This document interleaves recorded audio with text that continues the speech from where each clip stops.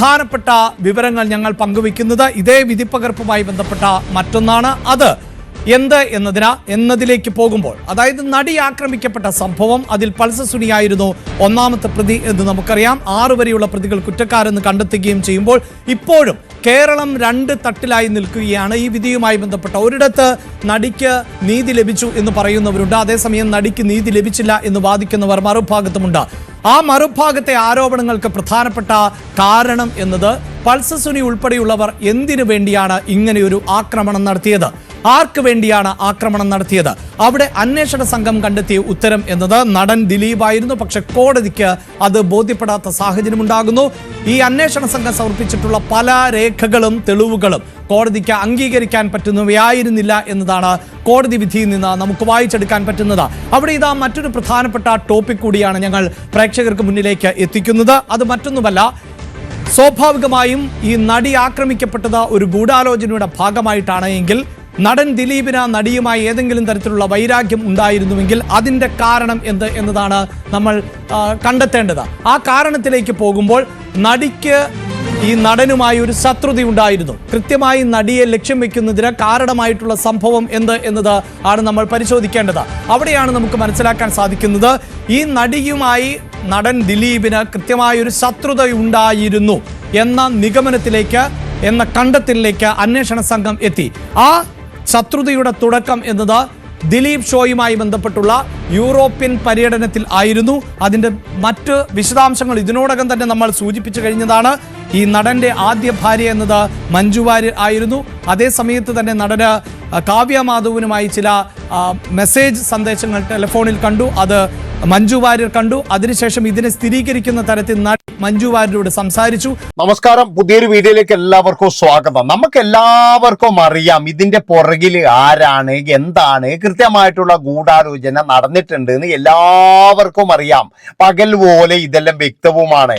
പക്ഷേ കൃത്യമായിട്ടെന്ന് പറഞ്ഞു കഴിഞ്ഞാല് എന്തുകൊണ്ടാണ് ദിലീപ് എന്ന് പറയുന്നയാൾ രക്ഷപ്പെട്ടത്? അയാൾ രക്ഷപ്പെടാൻ വേണ്ടി മാത്രം എന്താണ് അവിടെ നടന്നത്? അത് മാത്രവുമല്ല, ഇയാൾ സിനിമ കണ്ടു കഴിഞ്ഞാൽ നമുക്ക് എല്ലാവർക്കും മനസ്സിലാകാം ഇത് ഇയാൾ പ്രതീക്ഷിച്ചിരുന്നതാണോ, അല്ലെങ്കിൽ ഇയാൾ പിന്നെ എന്താ പറയുക ഇയാൾ മുൻകൂട്ടി എന്തോ തയ്യാറാക്കിയതാണോ എന്നുള്ള അതേ ഇതിലാണ് ആ സിനിമയും പോകുന്നത്. ഏതായാലും നടിയോട് വൈരാഗ്യം വരാനുള്ള കാരണത്തെ പറ്റിയാണ് ഇന്ന് മൊഴിപ്പകർപ്പിൽ വന്നിരിക്കുന്നത്. അത് എന്താണെന്ന് വെച്ച് കഴിഞ്ഞാൽ ഇവരുടെ ദിലീപ് ഷോ എന്ന് പറഞ്ഞിട്ട് ഒരുപാട് പേരുടെ ഒരു പരിപാടി ഉണ്ടായിരുന്നു. ഏകദേശം 1 മാസം 2 മാസം നീണ്ടു നിൽക്കുന്ന ഒരു പരിപാടിയാണ്. അതിൽ കാവ്യ പൊട്ടിക്കരഞ്ഞു. കാവ്യ പൊട്ടിക്കരയാനുള്ള കാരണം എന്താണെന്ന് വെച്ച് കഴിഞ്ഞാൽ ഒരുപാട് ഗോസിപ്പുകൾ വരുന്നത്, അതായത് ദിലീപുമായിട്ട് ബന്ധമുണ്ട് എന്ന് പറഞ്ഞ് ഗോസിപ്പുകൾ നിങ്ങൾ ആലോചിച്ച് നോക്കണേ. ഇവര് ബന്ധമുള്ള കാര്യമൊന്നും കുഴപ്പമില്ല, പക്ഷെ ഒരുപാട് ഗോസിപ്പുകൾ വരുന്നത്. അത് മാത്രവുമല്ല, മഞ്ജു വാര്യർ ഒരു ഓൾഡ് ഫോണില് കാവ്യ മാധവന്റെ മെസ്സേജ് കാണുന്നത്, അത് ചോദിക്കുന്നു. അപ്പൊ ഇതൊക്കെ എന്ന് പറഞ്ഞു കഴിഞ്ഞാൽ പുറത്ത് കൊണ്ടുവന്നത് ആരാണ്? അങ്ങനെ ദിലീപിന്റെ അന്വേഷണത്തിൽ മനസ്സിലായത് പിന്നെ നമ്മുടെ അതിജീവിത തന്നെയാണ് ഇത് പുറത്തു കൊണ്ടുവന്നത്, വേറെ ആരുമല്ല. അത് പിന്നെന്താണെന്ന് വെച്ച് കഴിഞ്ഞാൽ ബാക്കി എല്ലാവരും എന്ന് പറഞ്ഞാൽ ദിലീപിന്റെ സിൽബന്ധികളാണ്. ബാക്കി എല്ലാവരും ദിലീപ് പറഞ്ഞതുപോലെ കേൾക്കുന്നവരാണ്. പക്ഷേ അതിജീവിത അങ്ങനെയല്ല, അവൾക്ക് ഒരു എല്ല് കൂടുതലാണ്. കാരണം എന്താണെന്ന് വെച്ചാൽ അവളാണ് എല്ലാ കാര്യങ്ങളും എൻ്റെ ഭാര്യയെ അറിയിക്കുന്നത്. ശരിക്കും പറഞ്ഞ ഈ ദിലീപ് ഷോ എന്ന് പറഞ്ഞു കഴിഞ്ഞാൽ തന്നെ അതിൻ്റെ അകത്ത് ദിലീപിന് ഇഷ്ടമുള്ള ആൾക്കാരെ മാത്രം വെച്ചിട്ടുള്ളൊരു പരിപാടിയാണ്. അതിലെന്ന് പറഞ്ഞാൽ പ്രധാനപ്പെട്ട ഒരു വ്യക്തി എന്ന് പറഞ്ഞാൽ കാവ്യ മാധവൻ തന്നെ ആയിരിക്കാം.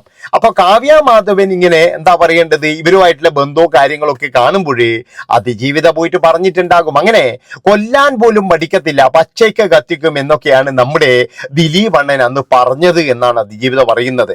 ഒരു കാര്യം ഞാൻ നിങ്ങളോട് എല്ലാവരോടും പറയാം, അതായത് അയാളുടെ പൈസയുടെ ഹുങ്ക്, അതുപോലെ തന്നെ അന്നത്തെ ആ ഒരു കാലത്ത് എന്ന് പറഞ്ഞാൽ മലയാള സിനിമ അടക്കി ഭരിക്കുന്നത് ദിലീപ് എന്ന് പറയുന്ന ഒരു വ്യക്തി തന്നെയാണ്. ദിലീപ് വന്നതിൽ പിന്നെ എന്ന് പറഞ്ഞു കഴിഞ്ഞാൽ അവിടെ നമുക്ക് എല്ലാവർക്കും അറിയാം മലയാള സിനിമയിൽ ഒരു കോക്കസ് തന്നെ ഉണ്ടായി. ഒരു വലിയൊരു എന്താ പറയുക ഗുണ്ടാ സെറ്റപ്പിലേക്ക് സംഭവങ്ങൾ പോകുന്നത് പോലെ. ഒരു പക്ഷെ ദിലീപിന്റെ ആൾക്കാർ പോയിട്ട് മറ്റുള്ള പടങ്ങൾ വരെ കൂവി തോൽപ്പിക്കാറുണ്ട്. അതുപോലെ തന്നെ എന്ന് പറഞ്ഞു കഴിഞ്ഞാൽ ഒരു സംവിധായകനെ പോലും ദിലീപുമായിട്ട് യാതൊരു ബന്ധവുമില്ല, ദിലീപുമായിട്ട് ഒരു പടവുമായിട്ട് ബന്ധവുമില്ലാത്ത സംവിധായകരെ പോലും വിലക്കുന്ന രീതിയിലേക്ക് വരെ എന്ന് പറഞ്ഞാൽ ദിലീപിന് കൊണ്ടുപോകാൻ കഴിയും. ആരെങ്കിലും ദിലീപിനെ പറ്റിയിട്ട് മോശമായിട്ട് പറഞ്ഞിട്ടുണ്ടെങ്കിൽ പിന്നെ അവൻ സിനിമാ രംഗത്ത് ഉണ്ടാവില്ല. അങ്ങനെയുള്ള ഒരു ഇതിലായിരുന്നു മലയാള സിനിമ ആ കാലത്ത് പോയിക്കൊണ്ടിരുന്നത്. നമുക്ക് എല്ലാവർക്കും അറിയാം തിലകം മുതൽ ഇങ്ങോട്ട് തുളസീദാസ്, വിനയൻ, ഇങ്ങനെയുള്ള ഒരുപാട് പേര് എന്ന് പറഞ്ഞാൽ ദിലീപിന്റെ ആ ഒരു എന്താ പറയുക ആനപ്പകയുണ്ടല്ലോ അത് നേരിട്ടവർ തന്നെയാണ്. ദിലീപിന്റെ കൂടെ നിൽക്കുന്നവർക്കൊക്കെ നല്ല രീതിയിലുള്ള ഗുണവും ഉണ്ടായിട്ടുണ്ട്. അവർക്ക് സാമ്പത്തികപരമായിട്ടും അതുപോലെ തന്നെ ദിലീപ് യൂണിവേഴ്സിൽ പണിയും കിട്ടിയിട്ടുണ്ട്. ദിലീപ് യൂണിവേഴ്സിന്റെ സിനിമ ഇറക്കുമ്പോൾ അവർക്ക് നല്ല റോള് കിട്ടും. അങ്ങനെയൊക്കെ എന്ന് പറഞ്ഞാൽ ദിലീപിന്റെ കൂടെ നിന്ന് കഴിഞ്ഞവർക്കൊക്കെ എന്ന് പറഞ്ഞാല് അതായത് ഒരു സിനിമ മതി അവർക്ക്. ഒരു സിനിമയിൽ അഭിനയിച്ചാൽ തന്നെ അവർക്ക് 1 വർഷം ജീവിക്കേണ്ട പൈസ ദിലീപ് കൊടുക്കും. ദിലീപ് കൊടുത്തിട്ടുണ്ട്. ദിലീപ് 3-4 ലക്ഷം രൂപയ്ക്ക് പിന്നെ എന്താ ഒരു ചെറിയൊരു സീനിൽ വന്നു പോകുന്ന ഒരാൾക്ക് കൊടുത്തു കഴിഞ്ഞാൽ അയാളുടെ ആ ഒരു കുടുംബം ആ ഒരു വർഷം മുഴുവൻ അതിൽ കൊണ്ട് ജീവിക്കാം. ബാക്കിയൊക്കെ ഇയാൾക്ക് കിട്ടുന്ന ബോണസ് ആണ്. അതാണ് മനസ്സിലാക്കേണ്ടത്. അപ്പൊ അങ്ങനെ ദിലീപിനെ മാത്രം ആശ്രയിച്ച് കഴിയുന്ന ഒരു കൂട്ടം ഭക്തരുണ്ടായിരുന്നു കൂടെ. അതുകൊണ്ട് തന്നെ ദിലീപിന്റെ ആ ഭക്തിയിൽ എങ്ങനെയോ നമ്മുടെ അതിജീവിത വന്ന് വിട്ടുപോയി. അതിജീവിതയുടെ ആ മുടുക്കും കാര്യങ്ങളും അതുപോലെ അവരുടെ അഭിനയശേഷിയും പിന്നെ എന്ന് പറഞ്ഞാൽ അവരെ ഒരുപാട് പ്രോഗ്രാമിന് കൊണ്ടുപോയി കഴിഞ്ഞാൽ അവിടെ ആൾക്കാർ അവർക്ക് ഒരുപാട് ആരാധകരുണ്ട് എന്ന് തിരിച്ചറിഞ്ഞുകൊണ്ടാണ് അവരെ കൊണ്ടുപോകുന്നത്. പക്ഷേ അവര് പാരയാണെന്ന് അറിഞ്ഞപ്പോഴേ അല്ലെങ്കിൽ എല്ലാവരെയും പോലെയല്ല തന്റെ എല്ലാ ചേഷ്ടകളും പോയിട്ട് മഞ്ജുവിന് പറഞ്ഞു കൊടുക്കുന്നു എന്നുള്ള ഒരു സംശയം വന്നപ്പോൾ ദിലീപ് അവിടെ വെച്ച് തന്നെ എന്ന് പറഞ്ഞ് എല്ലാവർക്കും ഉള്ള ഒരു വാണിംഗ് ആയിട്ട് തന്നെയാണ് പറഞ്ഞത്. പച്ചയ്ക്ക് എന്നാണ് പറഞ്ഞത് ദിലീപ്. മനസ്സിലാക്കണം നിങ്ങൾ, പച്ചയ്ക്ക്.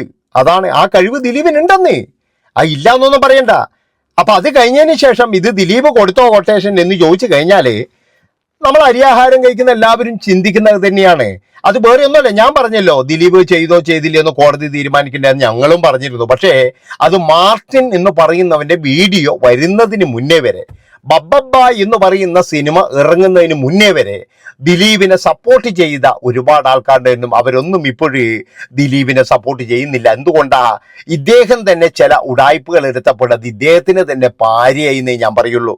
ഒരുപാട് ഉടായ്പകൾ എടുത്തപ്പോഴേ ഇദ്ദേഹത്തിന് അത് പാരിയായിട്ട് മാറുകയാണ് ചെയ്തത്. ഏതായാലും അതിജീവിത പോയിട്ട് ഇങ്ങനെ കാണിച്ചു, പിന്നീട് എന്ന് പറഞ്ഞാൽ അതിജീവിത ഇങ്ങനെ ചെയ്തു, അത് കേസാകുന്നോ അല്ലെങ്കിൽ അതൊന്നും അവരാരും കരുതിയിട്ടുണ്ടാവില്ല. ഇവര് വിചാരിച്ച എന്താണെന്ന് വെച്ചാൽ ഇതൊരു സിനിമാ ഫീൽഡിലെ ഒരു തർക്കം, ആ തർക്കത്തിൽ ഇങ്ങനെയൊക്കെ ചെയ്തു കഴിഞ്ഞതിന് ശേഷം തന്നെ മെമ്മറി എൻ്റെ കയ്യിൽ കിട്ടിക്കഴിഞ്ഞാൽ ഇനി ഏതായാലും വരുമ്പോഴും നമുക്കൊരു കാര്യം ചെയ്യാം, അത് കാണിച്ചിട്ട് നമുക്ക് ഇതാക്കാം, അല്ലെങ്കിൽ ഇത് കാണിച്ച് ഭീഷണിപ്പെടുത്താം, ഇത് കാണിച്ച് ഇതാക്കാം എന്നൊക്കെയാണ് ഇവർ കരുതിയത്.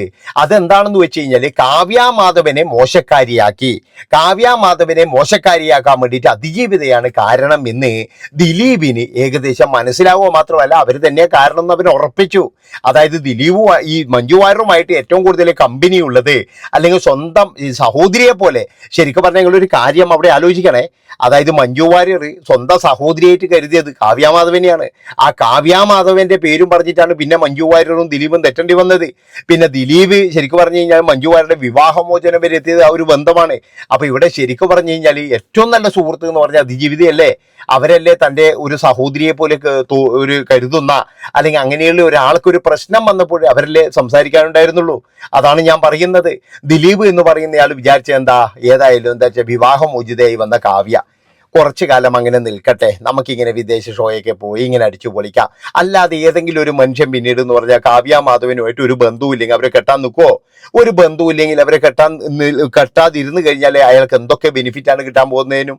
പക്ഷെ അയാൾ എല്ലാം തച്ചുടച്ചിട്ട് അയാൾക്ക് ബന്ധമുണ്ട്, അയാൾ എല്ലാ കാര്യങ്ങളും അയാൾ ചെയ്തത് തന്നെയാണ് അറിഞ്ഞുകൊണ്ട്.